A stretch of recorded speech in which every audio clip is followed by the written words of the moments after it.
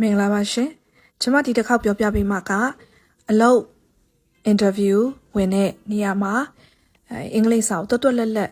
ပြောဆိုနိုင်ပြီးတော့မှအရေးချင်းပြေဝတဲ့လူတစ်ယောက်ဖြစ်ကြောင်းကိုကိုယ့်ဘက်ကနေပြီးတော့မှဘယ်လိုပြသမလဲပေါ့နော်အဲ့ဒါနဲ့ပတ်သက်ပြီးတော့မှကျွန်မပြောပြပေးမှာပဲဖြစ်ပါတယ်ရှင်အဲ့တော့များသောအားဖြင့်မေးလေးရှိတာက tell me about yourself ဆိုပြီးတော့မှဒီ interview တွေမှာအစချီပြီးတော့မှမေးလေးရှိပါတယ်အဲ့တော့သူတို့သိချင်တာကကိုယ့်ရဲ့နာမည်လည်းမဟုတ်ဘူးအသက်လည်းမဟုတ်ဘူးမိသားစုလည်းမဟုတ်ဘူးသူတို့သိချင်တာကို့မှာဘယ်လောက်ထိအရေးချင်းပြေဝတယ်လဲနောက်ဒီရှောက်တဲ့အလုပ်ပေါ်မှာကိုယ့်ဘက်ကနေပြီးတော့မှဘယ်လောက်စိတ်ဝင်စားမှုရှိတယ်လဲနောက်တစ်ခုကကြတော့ကိုယ့်ဘက်ကနေပြီးတော့မှဒီရှောက်မဲ့ကုမ္ပဏီပေါ့နော်ကုမ္ပဏီဆိုလဲကုမ္ပဏီ organization ဆိုလဲ organization အတွက်ကိုဘယ်လိုအကျိုးပြုနိုင်တဲ့လူသားလဲဆိုတာသူတို့သိချင်တာပါ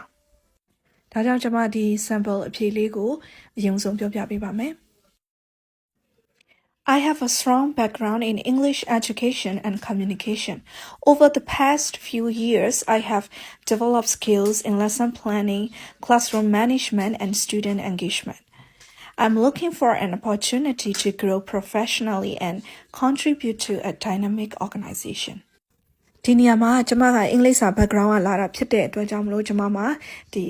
education နဲ့ပတ်သက်ပြီးတော့မှဘယ်လောက်ကျွမ်းကျင်လဲဆိုတာကိုပထမနှီးတန်းပြောထားတယ်။နောက်တစ်ခုကလွန်ခဲ့တဲ့နှစ်တွေတုန်းကကျွန်မက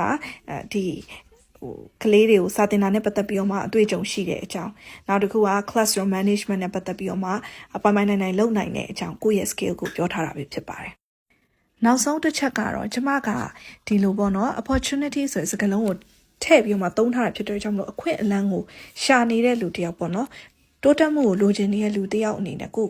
ပြောထားတာပဲဖြစ်ပါတယ်နောက်ဆုံးတစ်ခုကတော့ dynamic organization ဆိုတဲ့စကားလုံးလေးပါအဲ့ဒါကတော့ကိုသွားရှောက်မဲ့ organization ကိုကအလင်းအမြန်တိုးတက်နေရဆိုပြီးတော့မှသူ့ကိုလည်းကိုယ့်ဘက်ကနေပြီးတော့မှ respect ပေးတဲ့သဘောပါအဲ့တော့ကိုယ့်ရဲ့နာမည်တွေအသက်တွေမိသားစုတွေဘယ်မြို့မှာနေပါတယ်ဆိုပြီးတော့မှဘယ်ကျောင်းကနေပြီးပါတယ်လို့ပြောနေမယ်အစားကိုဟာဘယ်လိုလူမျိုးဖြစ်လဲဘာတွေကျွမ်းကျင်လဲနောက်တစ်ခုကဒီအလုပ်အတွက်ကိုဘယ်လောက်ထိတောင်မှခွင့်လန်းကိုလိုချင်နေတဲ့လူတစ်ယောက်အနေနဲ့ကိုပြသလိုက်တာပဲဖြစ်ပါတယ်ဒါကြောင့်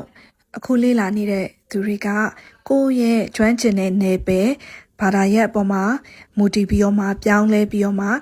ရေးသားလို့ရပါတယ်ပြောင်းလဲပြီးဖြည့်ဆို့လို့ရပါတယ်မေးချင်တာတွေရှိလို့ရှင်လည်း comment မှာရေးသွားပေးလို့ရပါတယ်ကျွန်မဖြေထားပေးပါမယ်เนาะအားလုံးကျေးဇူးတင်ပါတယ်ရှင် part 2ထပ်လာပါမယ်